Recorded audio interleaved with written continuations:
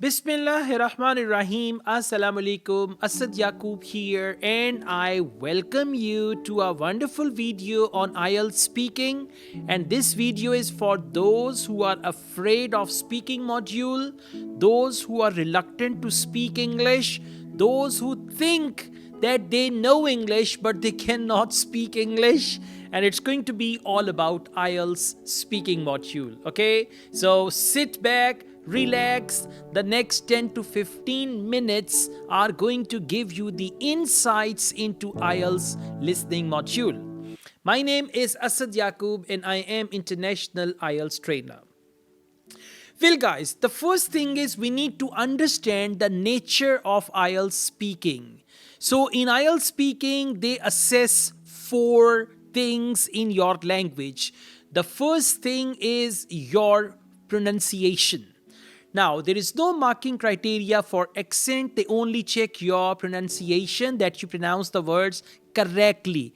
Whether you say cat or cat, that's perfectly fine, because there are regional accents of English, and then the first language 1 impacts English, so they accept all these things positively, right?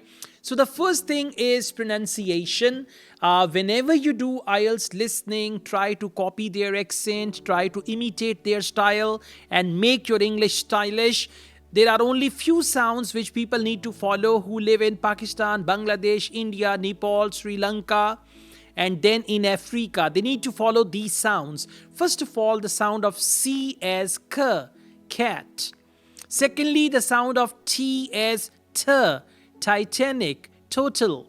Then the sound of P as p, punctuation, people, right? So these sounds are extremely important. Then we have some other sounds as well, like K, which is like C as k, T, P, Q. So once you are going to do p, t, k clearly, your English style will change altogether. Okay, so this is all about pronunciation.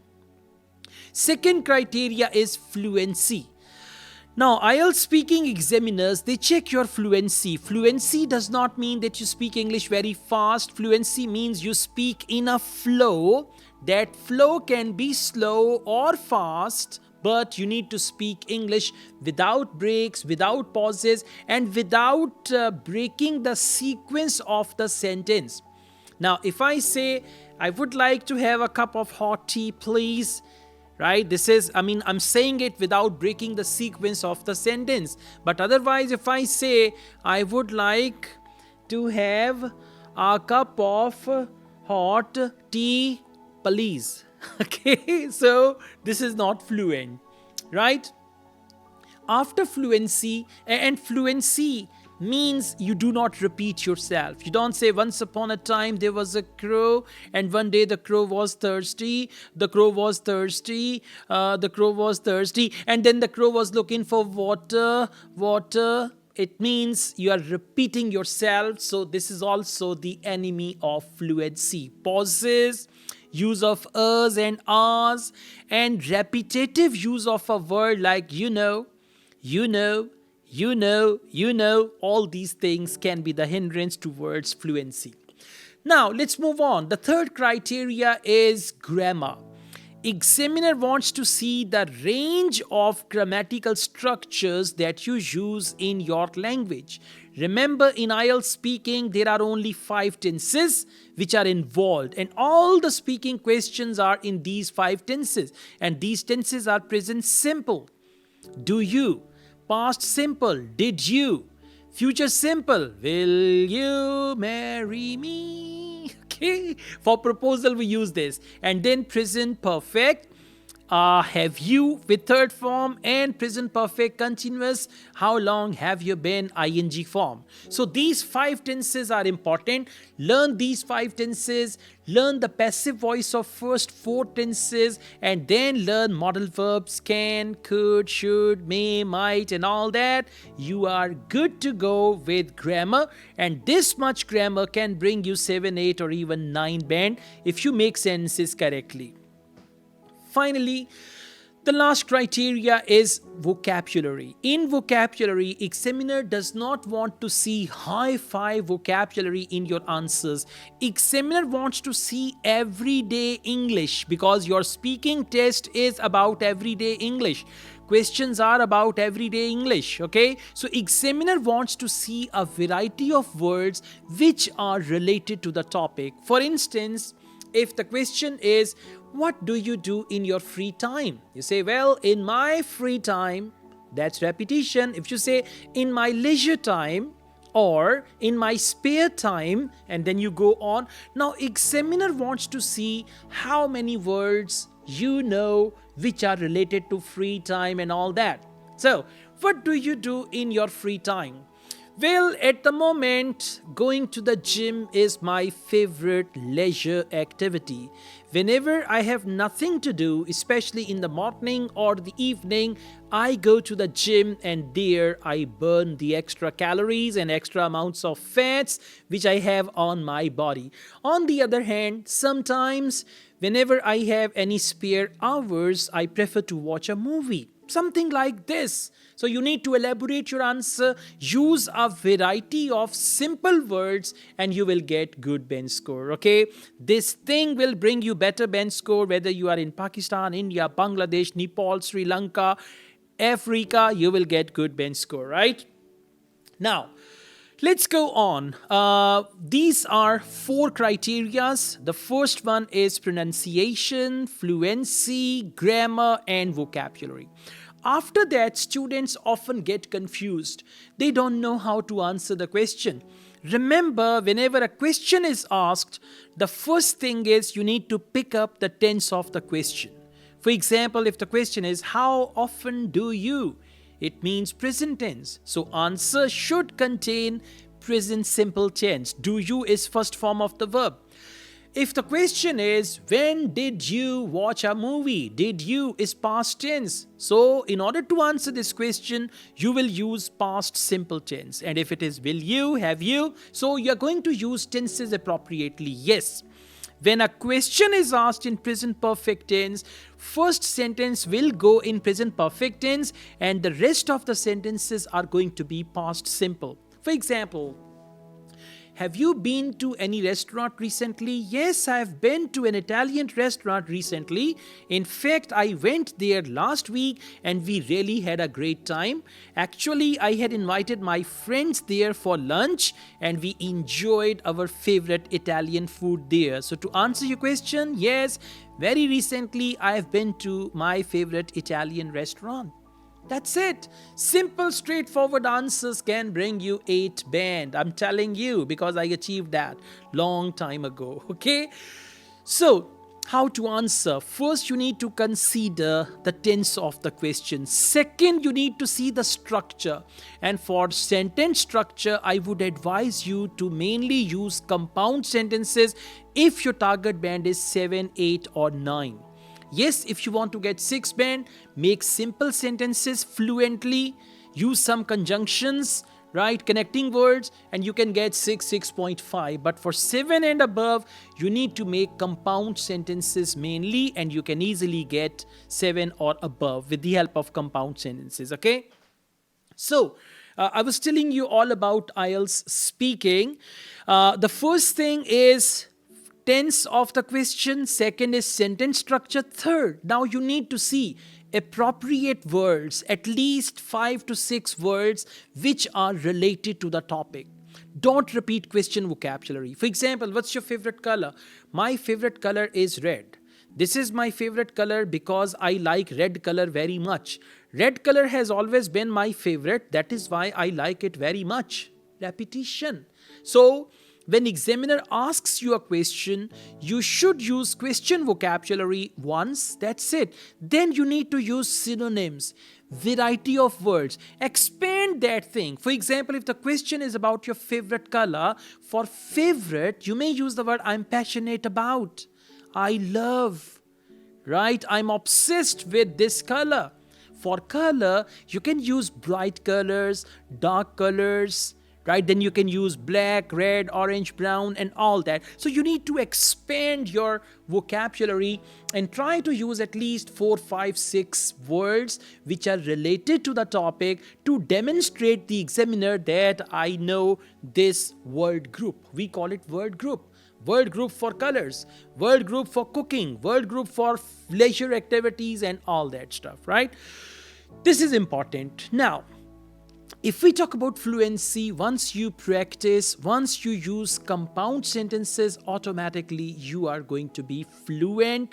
Remember, familiarization with the questions, with the topics in IELTS speaking module will make you fluent. If today I ask you questions about your favorite color and tomorrow somebody else asks you the questions about your favorite color, you can answer very comfortably tomorrow because you have already answered these questions today.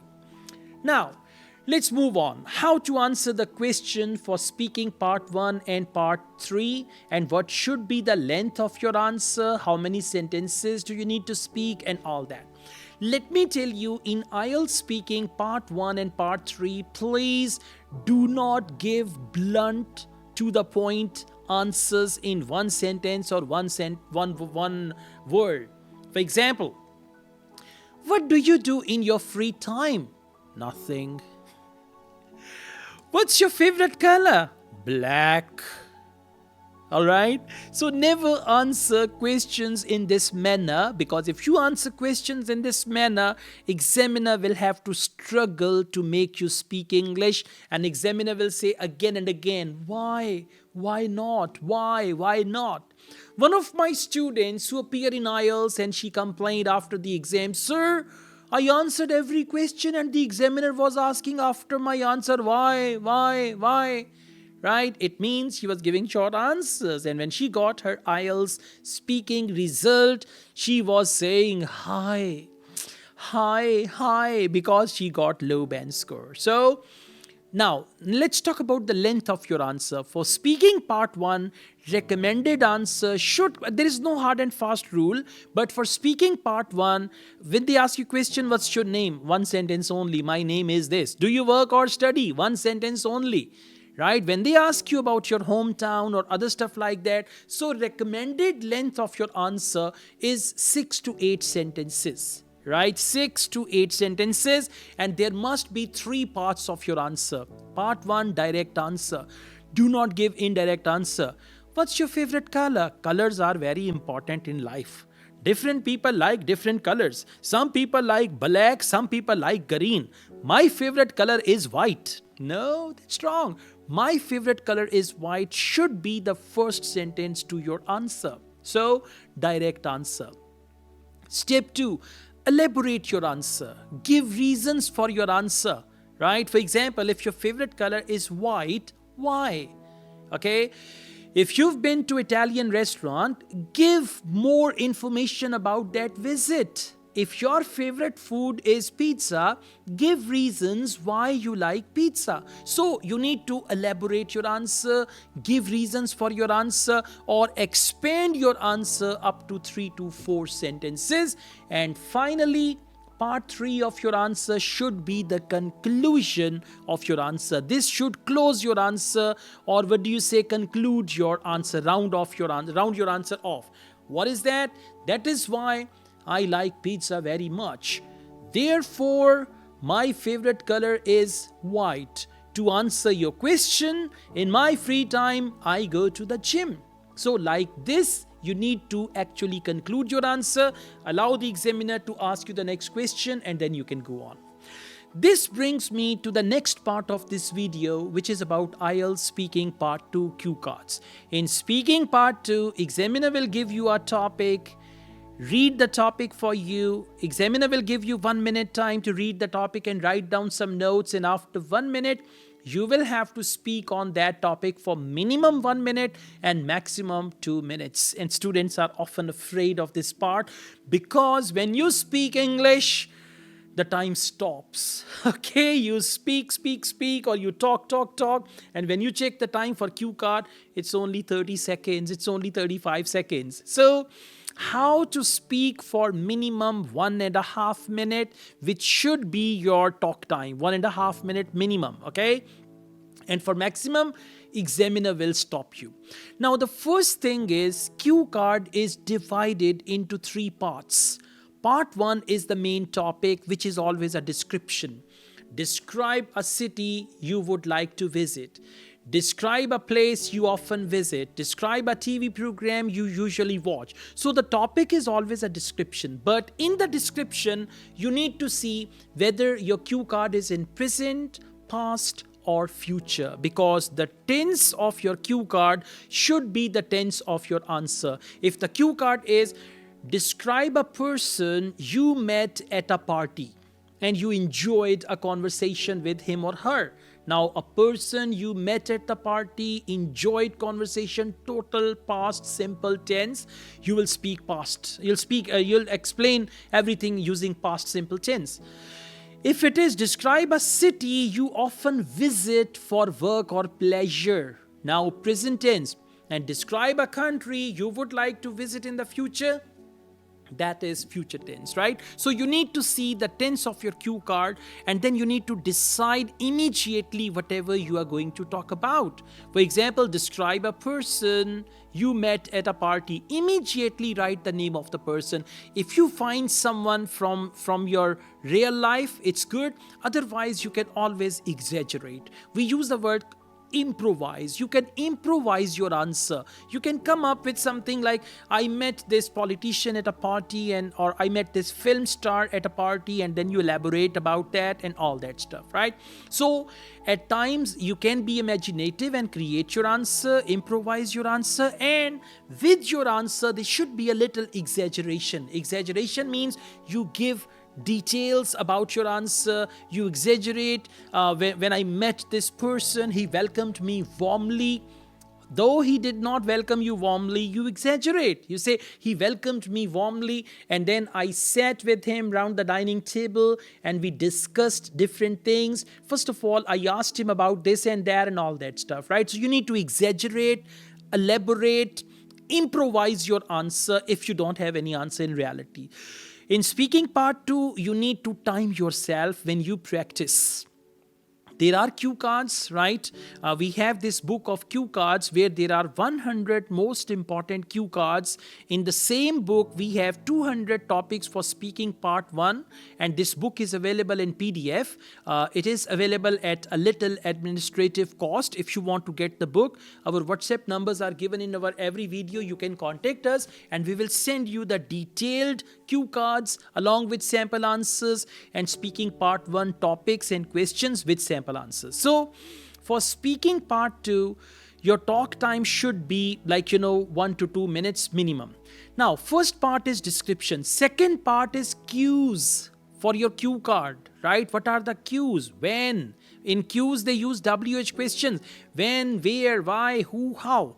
Although it is not compulsory that you cover all the cues. I mean, it's not that if you miss any cue and you are going to be penalized for that, there is no penalty on it. If you miss any cue, there is no penalty. But if you speak according to the cues, you will be able to extend your answer and you will be able to use diversified ideas with diversified sentence structure and vocabulary that will bring you good bench score. This is my IELTS masterclass, by the way. Whenever I give a cue card to the students, right, what they commonly do, they read the main topic, describe a film. Okay, topic is film. And they don't read even the cues and they start talking a film I watched last week. It was about... After few seconds, they are lost for words. They are lost for ideas, and then they start looking here and there. And then I say, where is your topic? They say... topic is here, okay? And then they say, all right, sir, I just saw film. My topic is film. Topic is not film. Topic is describe a film that you watched recently. You should say, after you should say, there is the, extension, limit of your answer. That what should you cover in your answer? So if you follow, when you watched the movie why you liked the movie, something like that, when, why, where you watched the movie. So for where, you will talk about location. For when, you will talk about time. For why, you will give reasons. When you give reasons, location and time, most definitely your answer will have a variety of ideas and variety of words. And remember, in IELTS listening and IELTS speaking, repetition is the band killer. That may be repetition of same ideas, repetition of same words, repetition of same structure. It depends, it depends, it depends. I think. You know. So repetition is the band killer in IELTS speaking and IELTS writing. So avoid any repetitions, right? This is all about speaking part 2. And the third part of a cue card is, and explain how you felt about it. Now, how you felt is actually the conclusion. At this point, you need to conclude your answer. Now, if you are speaking, an examiner interrupts you and you could not reach the conclusion, there is no penalty. IELTS speaking examiners are very sharp. When they ask you the first question and you answer, they know what is your band score. Rest is only formality. Okay, for part 2 and part 3, examiners know what should be the band score. And then yes, sometimes you underperform in part 1, but you perform well in part 2 and you outperform in part 3, so then you can get better band score. So examiners, there are 2 examiners. One examiner who is conducting your IELTS speaking test will give you the band score. Second examiner is who is going to listen to your IELTS speaking test and give you the band score. Now, for example, if one examiner gives you 6.5, second gives you 7.7, you will get 7 band, right? They will give you the maximum there. Now, this brings me to the last part of this video, and this last part is all about speaking part 3. In speaking part 3, they check your advanced English. They see whether you know advanced structures or not. So in part 3, there are 3 to 4 categories and they will ask you questions on these categories. And again, the steps for your answer are same. Step 1, direct answer. Step 2, elaborate your answer. Step 3, conclude your answer. In part 3, examiner may ask you counter questions. In part 3, examiner may ask you to explain in detail. For example, why not? So for part 3, it's a good idea to answer in 6 to 8 sentences. Now, what type of questions may be asked in IELTS speaking part 3? First of all, they will ask you questions where you have to give your opinion. Do you think? Do you believe? Right? Do you think? Do you believe? In your point of view? Something like that. So the first category is opinion. Second category is comparison. They will ask you to compare. Do people go to the cinema more now as compared to the past? So we call it comparison. Do people prefer to watch movies at home or in the cinema? Comparison. So they will ask you some comparative questions. The third thing is prediction. They may ask you, do you think people will continue to go to the cinema? Or what will happen after 10 years, after 20 years? This is what we call prediction. So they may ask you some questions where you need to predict. And I advise you to learn some sentences, at least 5 sentences for prediction, for comparison, and for opinion. How to give your opinion in English. Learn 5 sentences from artificial intelligence. Right? Comparative structures, 5 of them. Prediction, 5 sentences. And then we have assess. In assess, you have to talk about benefits and drawbacks. What are the benefits of watching a movie in the cinema? What are the drawbacks of watching movies online? So, drawbacks, benefits, this is the category. And in part 3, they may ask you 2 to 3 questions. One of my students who appeared in IELTS, he got 8.5 band. His interview is here on YouTube, right? He was asked just 2 to 3 questions and examiner gave him 8.5 band. And another student of mine, he was asked more than 20 questions in part 3 and examiner gave him 7 band. So, sometimes examiners become indecisive.